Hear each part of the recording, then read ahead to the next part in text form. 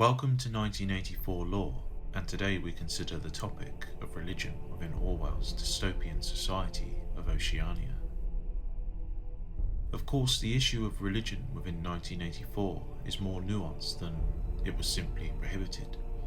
Since 1984 is a story about totalitarianism, and the ruling party openly declares it wants absolute control of the minds of individuals like Winston, the logical endpoint is that anything that detracts from this goal is dangerous. Organised religion is no exception. However, it must be stressed that this strict prohibition on religious belief is only enforced on party members, collectively some 15% of the total population. As explained in our video on the hierarchy and societal structure of 1984, the party by necessity is heavily surveyed and controlled, given the aim of the elite to maintain their absolute power for the sake of that power. As Goldstein's book explains, the aim of the so-called high, or in this case the inner party, is to retain their power, and the aim of the middle, roughly the outer party, is to exchange places with the high. As explored elsewhere, the inner party must therefore control all aspects of both action and thought within both its own ranks, and especially the outer party. Nothing less than a total conformity to the principles of Ingsoc, that is, English socialism, and utter devotion to Big Brother will be tolerated. Since religious worship by definition involves devotion outside of this requirement, it is inimical to Ingsoc and the party's control. If one is devoted, say, to Jesus Christ, then one cannot be fully devoted to Big Brother. Yet such stringent enforcement does not translate to the masses of the proles outside of the party, since the proles are bombarded by constant propaganda, kept in a state of continuous anxiety by the endless wars and the rocket bombs that often blow groups of them to bits, as well as being chiefly concerned with family, work, and mere survival as they live in a perpetual and crushing poverty. They are not considered a serious threat to the party's power. As the party slogan reads, proles and animals are free. O'Brien even describes them as helpless animals, dismissing the notion that they could revolt. With no standard of comparison on which to judge that they are even oppressed to begin with, how could they revolt? The natural leaders of historical revolutions, the middle, are in this instance totally dominated and neutered. Given this special set of circumstances, the ambiguity surrounding religious worship is explicable in 1984. As explained in the novel, quote, "Even religious worship would have been permitted if the proles had shown any sign of needing or wanting it. They were beneath suspicion." Given such a large population, religious worship was thus certainly present in Oceania during Winston's day and probably after. Though Orwell does not overtly write about them, we can surmise from what we know about the party's motives and power that institutions like the Catholic Church and others were almost certainly heavily purged and transformed.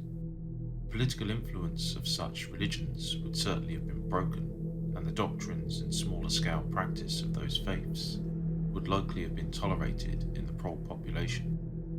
We can certainly justifiably imagine Christians, Jews, and Muslims existing in smaller numbers in this dystopian world. Indeed, tolerable underground levels of religious worship may have even been viewed as a benefit to help mollify the masses, given their crushing state of existence. From the aforementioned quote, we can deduce that religious worship was not widespread, the implication being that, at the time, the proles had not shown any sign of wanting or needing it, at least to the extent that it caught the party's attention. We also know that old churches still stand in London, a testament to the party's general apathy on the matter when it came to the proles. Of course, we cannot explore the issue of religion in 1984 without considering the semi-divine status and near-religious worship of Big Brother himself. It is undeniable that, to a degree, Big Brother is the de facto focus of religious devotion in Oceania, especially for the party and likely in a vaguer sense for the ignorant masses. Big Brother is described in the Theory and Practice of Oligarchical Collectivism, the in-universe book that describes the structure and mechanisms of Oceania, as the guise in which the party wishes to present itself. BB is almost certainly a mascot-like figurehead, the same spirit as Britannia or Uncle Sam. In Goldstein's book, it is written that it is already uncertain when he was born, and it's almost certain he will never die. Indeed, O'Brien confirms later on with Winston that as long as the party exists, so will Big Brother. Of course, a man that will never die is no man at all, and though we'll probably never know if Big Brother was ever a real person, in a sense it doesn't matter, as his function is to act as the god of the state, or more accurately, to represent the all-powerful, all-good state in human and relatable form. Quote, Big Brother is infallible and all-powerful. Every success, every achievement, every victory, every scientific discovery, all knowledge, all wisdom, all happiness, all virtue, are held to issue directly from his leadership and inspiration. Nobody has ever seen Big Brother. He has a face on the hoardings, a voice on the telescreen. Big Brother is the guise in which the party chooses to exhibit itself to the world. His function is to act as a focusing point for love, fear, and reverence, emotions which are more easily felt towards an individual than towards an organisation. We can see the budding religiosity surrounding Big Brother at the start of the novel. In the infamous scene depicting the 2 minutes hate, we see a work colleague of Winston prostrate across a chair, face in hands, and refer to BB, literally as her saviour. At that very same moment, the visage of Big Brother has replaced that of Goldstein and the Eurasian soldiers that war with Oceania. The rhythmic, hymn-like chant of B, B, B, B sounds out for a time. This whole ritual is interesting, given it seemingly serves the dual purpose of both focusing and directing the pent-up angers and frustrations of the outer party members outwards, while at the conclusion reinforcing love and devotion to the party, represented by Big Brother. The symbol of the earlier focus of hatred is, of course, Emmanuel Goldstein, who, as I'm sure you've anticipated before now, roughly fits the satanic role. As described in the same chapter of the book, Goldstein was apparently an early leader of the party, almost at a level with Big Brother himself. Though I'm not claiming direct one-to-one parallels, you have to admit it's reminiscent of a Lucifer-like figure, powerful and close to you, but ultimately not God. Just as with other big bads in religions, Goldstein is the primal traitor and the ultimate source of all heresies, deviations and conspiracies, hence his role as the mirror to Big Brother. Though as with Big Brother, Goldstein's very existence is also questionable. Just as BB is the focus of all reverence, love and devotion within the ranks of the party, conversely, Goldstein is the face towards which their hatred and disgust is directed. In a vaguer sense, we could frame the various editions of the Newspeak dictionary as a quasi-Bible or Quran of sorts, though as a dictionary of language rather than a story or narrative of the world and God, the analogy is obviously flawed. Newspeak is the official language of the party in Oceania. The shortening and destruction of words is another mode of control for the party.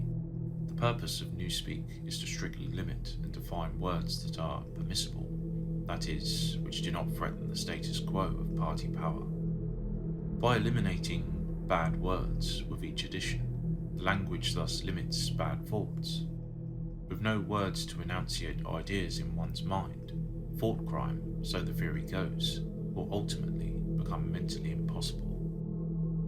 Strictly adhering to the framework of Newspeak will thus, in theory, keep party members in the right frame of mind, just as, in theory, strict adherence to a religious text will ensure salvation for the devotee of that particular faith.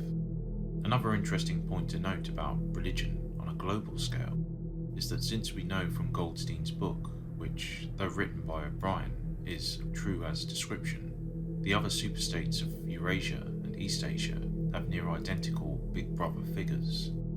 and so likely have similar quasi-religions surrounding their semi-divine figureheads too.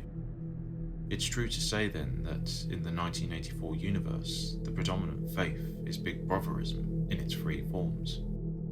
So, to sum up, though having no official religion, the state of Oceania is dominated by the semi-divine figure of Big Brother, with rituals like the 2 minutes hate and other mechanisms reinforcing devotion and love for him, and, by extension, the party. This quasi-religion is only strictly enforced upon party members, those individuals deemed dangerous enough to be able to affect political change, and thus threaten the party's absolute hold on power. The proles are largely left to themselves, and small pockets of religious worship amongst them are likely permitted, with any serious threat that develops likely being dealt with by the Fort Police, who always have agents embedded among them. So, there we have it, religion in 1984. What do you think? Is Big Brother the god of 1984? Let us know in the comments, and remember, Big Brother is watching you.